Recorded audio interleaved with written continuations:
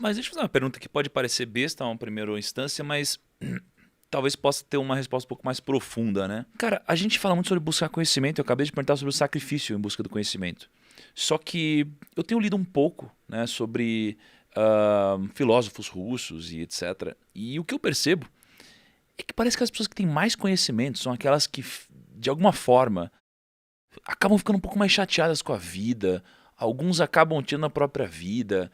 Eu vejo, pô, quando a gente é criança, tudo é lindo, né? A gente fica adulto, porra, já fica muito mais difícil de viver. Então, o que eu jogo pra você é o seguinte, cara, faz sentido uma vida de sacrifício em busca do conhecimento?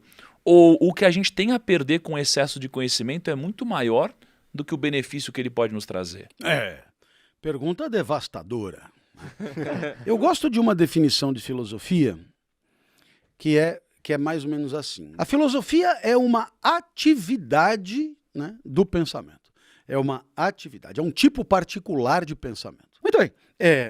Eu diria que, no final das contas, o grande objeto que está por trás de toda a preocupação filosófica é a vida do homem no mundo, né? Então, esse é o seu objeto. Então, é uma atividade do pensamento, uma atividade organizada do pensamento que tem a vida por objeto. Agora, essa atividade, ela está circunscrita por um grilhão. Ela não é qualquer atividade, não é qualquer demência, não é qualquer loucura. É uma atividade que tem por método, digamos assim, a verdade. Pelo menos a busca da verdade. Pelo menos o desejo de encontrar a verdade. E se houver incompatibilidade entre o meio e o fim?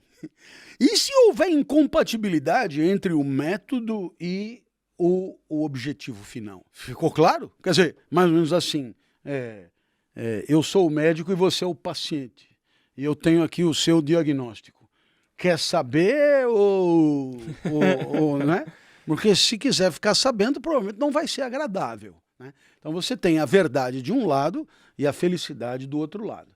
Então, defendo a tese que, no caso de incompatibilidade entre verdade e felicidade, o chamado filósofo, que eu repito, não é o meu caso, eu sou apenas um explicador, mas o chamado filósofo terá que dar preferência à verdade, porque não pode destruir o método. Ou seja, ele tem que proteger o método para alcançar o fim da felicidade condicionado por esse método. Ele não pode abrir mão desse método, porque senão ele buscará a felicidade a qualquer preço. E ele cairá numa espécie de caos, onde tudo vale pela felicidade. E a felicidade a filosofia não é um vale tudo pela felicidade. A filosofia é uma felicidade que tem condições rigorosas. É uma felicidade que decorre de pensamento organizado e que decorre da reflexão sobre a vida e que decorre da busca da verdade. Essa é a felicidade que queremos. Agora, se você, para ser feliz,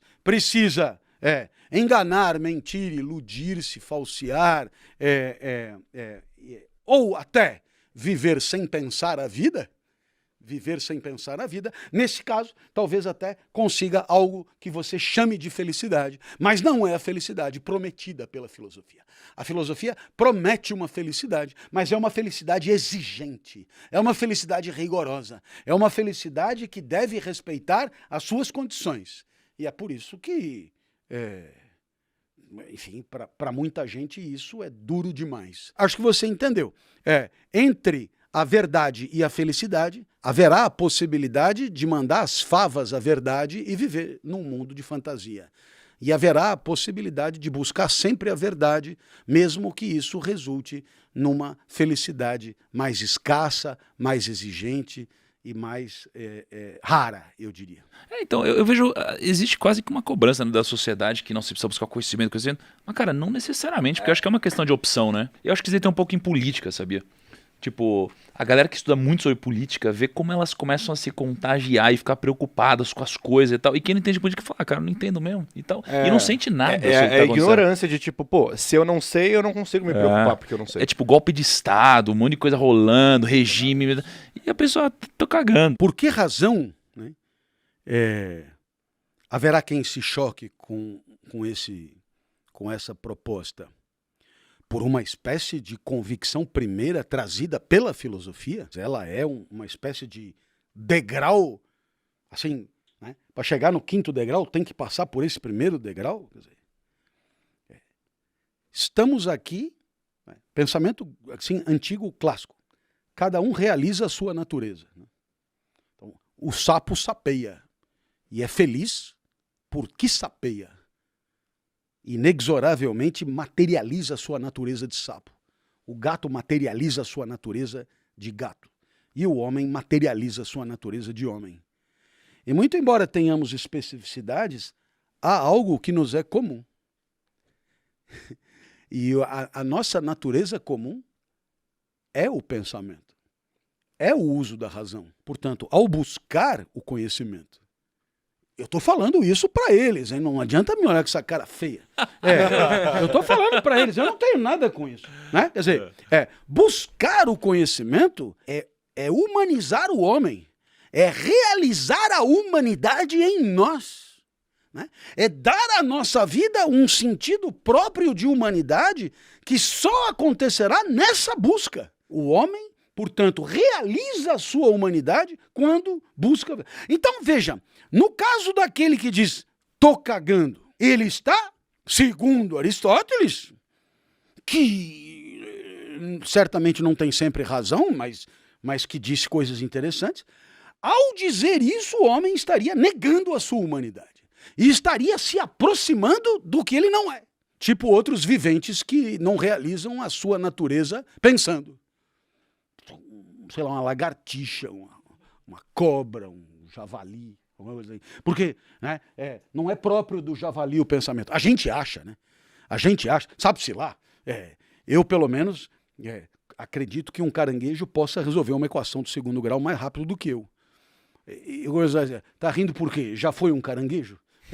Né? O que você sabe que... qual é o seu conhecimento do que passa na mente de um caranguejo? Aí você diz, não, caranguejo não tem mente assim. É mesmo? Da onde você tirou isso? Né? Como que você pode ter certeza que um caranguejo não produz poesia? Né? Para estar na mente de um caranguejo é preciso ter mente de caranguejo, coisa que nos é impossibilitado. Portanto, tudo o que dizemos sobre o resto é suposição.